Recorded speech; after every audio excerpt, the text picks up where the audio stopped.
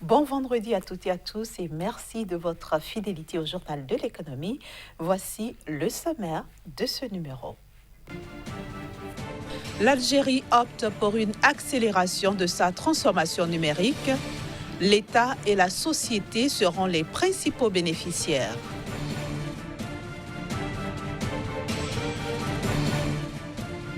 Les équipements d'énergie renouvelable sont désormais faciles d'accès au Mali.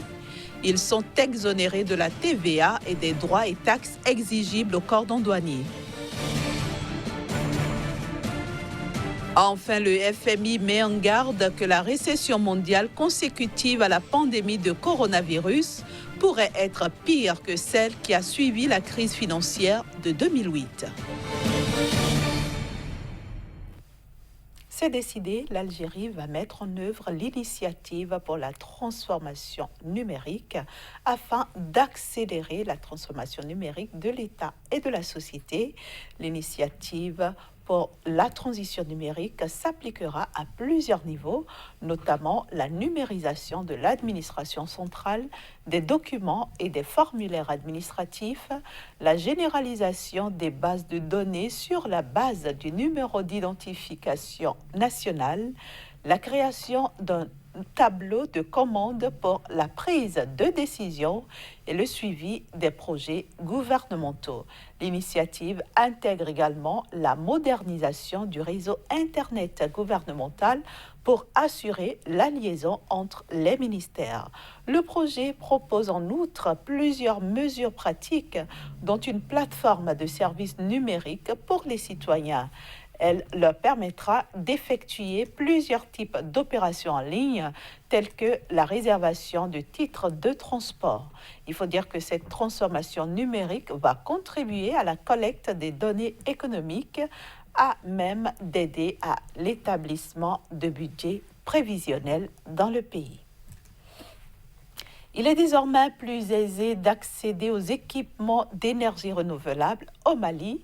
Les autorités du pays ont décidé d'exonérer ces équipements de la TVA et des droits et taxes exigibles au cordon douanier. De quoi donc permettre au pays d'atteindre, entre autres, ses objectifs en matière de réduction des émissions de gaz à effet de serre. La TVA et les droits de taxes exigibles au cordon douanier sur les équipements d'énergie renouvelable ne seront désormais plus perçus au Mali. Ainsi en ont décidé les autorités du pays. Désormais donc, seul le prélèvement communautaire de solidarité et la redevance statistique seront versés sur les équipements d'énergie renouvelable. L'exonération retenue permettra notamment l'amélioration du mix énergétique, la poursuite des investissements dans le solaire et le respect des engagements souscrits par le gouvernement en matière de réduction des émissions de gaz à effet de serre, de promotion d'énergie propre et en matière de sauvegarde de l'environnement. Au Mali, comme dans la majorité des pays de l'UEMOA, l'accès à l'électricité est limité avec de fortes disparités entre les zones urbaines et rurales. Selon les dernières données, seule la moitié de la population urbaine avait accès à l'électricité, alors que dans les zones rurales, l'accès est limité à seulement 16,7% de la population. La part des énergies renouvelables et des systèmes hybrides est estimée à 4,3%. L'ambition du pays est de porter la capacité installée des énergies renouvelables, y compris les grandes centrales hydroélectriques, à 1416 MW d'ici 2030. En ce qui concerne le raccordement au réseau, soit une multiplication par 9 par rapport à 2010. Le Kenya envisage de contracter un nouveau prêt auprès des institutions de Bretton Woods. Les nouvelles négociations concernent un soutien budgétaire de 750 millions de dollars de la Banque mondiale et une aide d'urgence de 350 millions de dollars du Fonds monétaire international. Ceci dans un contexte, vous le savez, marqué par la pandémie de coronavirus, dont la propagation pourrait entraîner un ralentissement des activités dans le pays. Il faut dire qu'un financement de plus de 60 millions de dollars devait être accordé par la Banque Banque mondiale au Kenya pour soutenir les efforts du gouvernement dans le secteur de la lutte contre le Covid-19. Et pour 2020, la Banque centrale prévoit une croissance de 3,4% en baisse par rapport aux 6,2% initialement prévus. Une révision due à l'impact prévu du Covid-19 sur les exportations agricoles du pays ainsi que sur le tourisme. La récession mondiale consécutive à la pandémie de coronavirus pourrait être pire que celle qui a suivi la crise financière de 2008. Ce n'est pas moi qui l'affirme, mais le Fonds monétaire international. La directrice générale met d'ailleurs en garde sur les investisseurs qui ont déjà retiré 83 milliards de dollars des marchés émergents depuis le début de la crise. Kristalina Georgieva est sans équivoque. Les perspectives de croissance mondiale pour 2020 sont négatives, avec en toile de fond une récession au moins aussi grave que pendant la crise financière mondiale, ou pire encore. La directrice générale du FMI entrevoit cependant une reprise en 2021. L'impact économique est sera sévère. Mais plus le virus s'arrêtera rapidement, plus la reprise sera rapide et forte. Pour qu'il en soit ainsi, le FMI n'entend pas rester les bras croisés. Nous allons augmenter massivement le financement d'urgence. Près de 80 pays nous demandent notre aide et nous travaillons en étroite collaboration avec les autres institutions financières internationales afin d'apporter une réponse forte et coordonnée pour un impact maximal.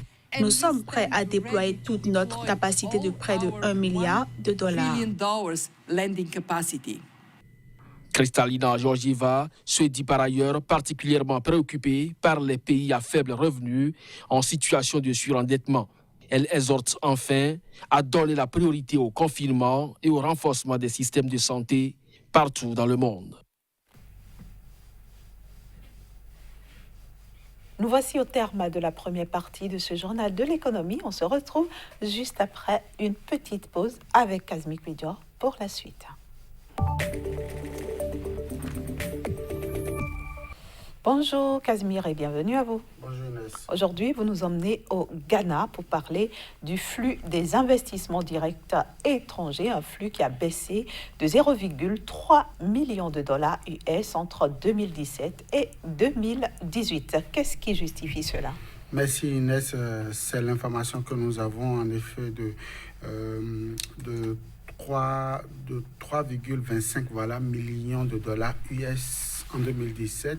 Ce flux s'est affiché autour de 2,98 millions de dollars pour le compte donc de l'année 2018. Qu'est-ce qui peut justifier cela? C'est le désamour de plus en plus prononcé lié donc à certains facteurs endogènes au niveau donc de ce pays-là qui peuvent justifier donc ce comportement des investisseurs sur l'économie du Ghana. Au-delà de ça, il faut également dire qu'il y a certains facteurs tels que la corruption, tels que aussi les difficultés d'accès à l'énergie électrique qui ont donc découragé un tant soit peu donc les investisseurs, ce qui a donc vu donc la chute de ce flux-là. Déjà en 2016, le pays annonçait déjà les couleurs, donc passant de 3,48 donc millions de dollars. Comme flux, donc le Ghana n'a pas pu donc reprendre le contrôle de ce qui convient d'appeler donc les investissements directs étrangers, la première cagnotte de financement de l'économie, des économies même des pays les plus développés, aujourd'hui a d'énormes difficultés. En tout cas, c'est l'information que rapportent donc les structures en charge au niveau des Nations Unies, donc des classements au niveau du pays. Cependant, il y a quand même beaucoup d'espoir parce que le Ghana fait partie des meilleurs pays au niveau de la sous-région ouest-africaine en termes d'attractivité, en termes donc de portefeuille des investisseurs et donc avec un peu de chance, avec un peu de travail encore, je crois que le Ghana pourra donc tenir le coup.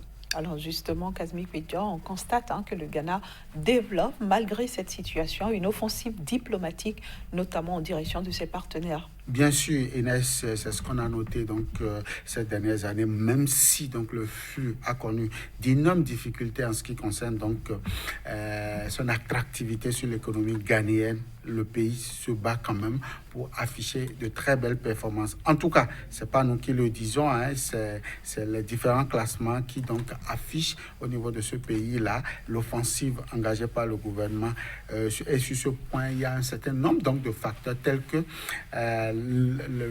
les secteurs névralgiques qui ont été donc prioritaires au niveau de ce pays-là. Il y a aussi que le Ghana est en train de travailler sur son économie pour donner quand même une certaine transparence, même si on reproche aussi à ce pays-là le manque d'infrastructures routières en ce qui concerne donc la facilité de circulation des investisseurs au niveau de ce pays. On note quand même beaucoup d'investisseurs qui continuent pas donc croient à l'économie de ce pays-là, Inès. Les investisseurs croient, mais il y a tout de même quelques craintes. Bien sûr, Inès, j'ai commencé par citer en dehors donc de la question donc de la corruption qui gangrène le système. Il y a la lourdeur administrative pour avoir accès aux contrats qui pose un véritable problème au niveau de ce pays-là. Il y a aussi donc la faible productivité qu'a noté aussi donc le CNUSED en ce qui concerne donc les contre-avantages pour ce pays-là.